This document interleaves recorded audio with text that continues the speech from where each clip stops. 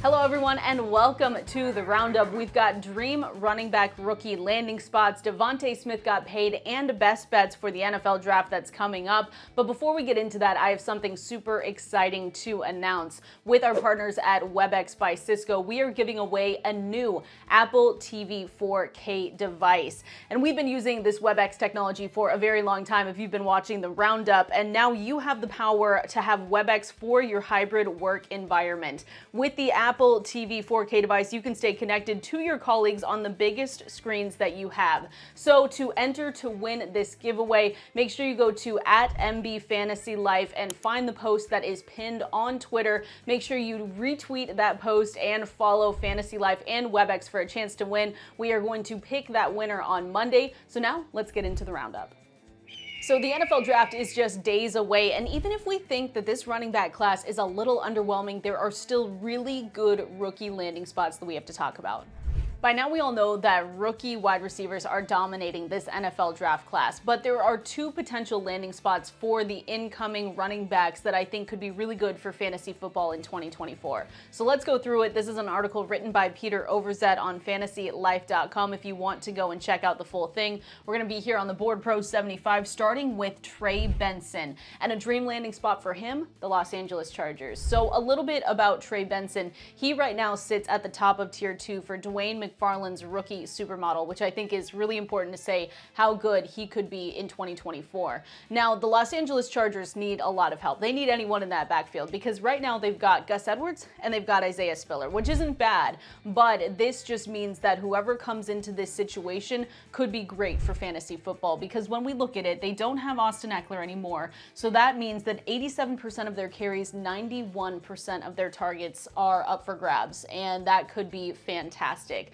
I know that Blake Corum has been drafted, mocked a lot to the Los Angeles Chargers because of the obvious connection to Harbaugh, but I think maybe that's too obvious. So if we had a choice and we could say Trey Benson to the Los Angeles Chargers, he's currently going in round 9 right now. I think if he ends up there, that he could then be propelled to go into probably round 5 of drafts. So I am taking him right now at his current ADP and hoping that he lands in a spot like this for fantasy football.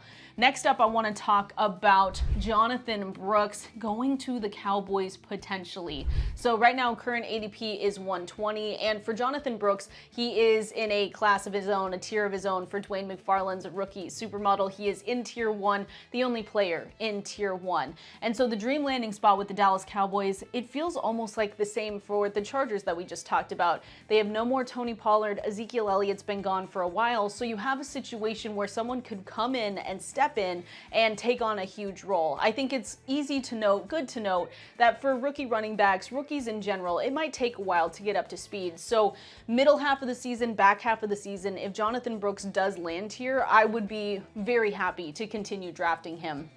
If we want to look at some of the stats right now, 69% available carries and 70% of targets are available. That is based off of what Tony Pollard leaves behind.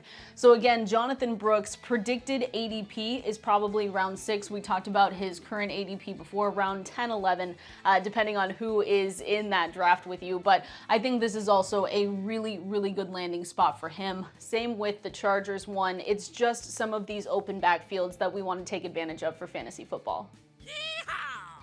Eagles wide receiver DeVonta Smith got paid, so let's break it down. He and the Eagles agreed to a 3-year contract extension earlier this week, and Adam Schefter did report that the deal is worth $75 million with $51 million total guaranteed. And I think this is the perfect time for the Eagles to be making a deal like this because they are being proactive. They know that other wide receivers, CeeDee Lamb, Justin Jefferson, Jamar Chase, just to name a few, there's even more than that, they know that they're going to go for those big contracts. So like I said, being proactive, getting ahead of it before that market explodes is super, super important. So they locked DeVonta Smith down through 2028, and he has a new contract that now makes him the 5th player in the NFL with a contract that averages $25 million or more per season. And this is really a make or break year for the Eagles. I should say maybe a make or break year for Nick Sirianni. He brought in a new defensive coordinator in Vic Fangio. He has a new offensive coordinator in Kellen Moore, and they know that they need to win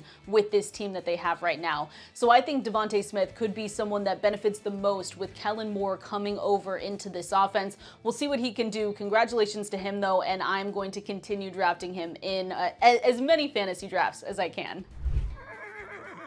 Before we get out of here, I just want to tell you again that you need to be subscribed to the Betting Life newsletter. Make sure you go to fantasylife.com and do that. But more importantly, make sure you go to fantasylife.com, click on that drop down for free picks, and go to NFL picks, because we have over 40 bets for the NFL draft next week from our experts. So if you want to get in on that action, make sure you lock those in right away, all 100% free at fantasylife.com. And as always, I appreciate you watching the Roundup for the week. Make sure you also go at MB Fantasy Life so you can win that Apple TV 4K device. We'll see you next time.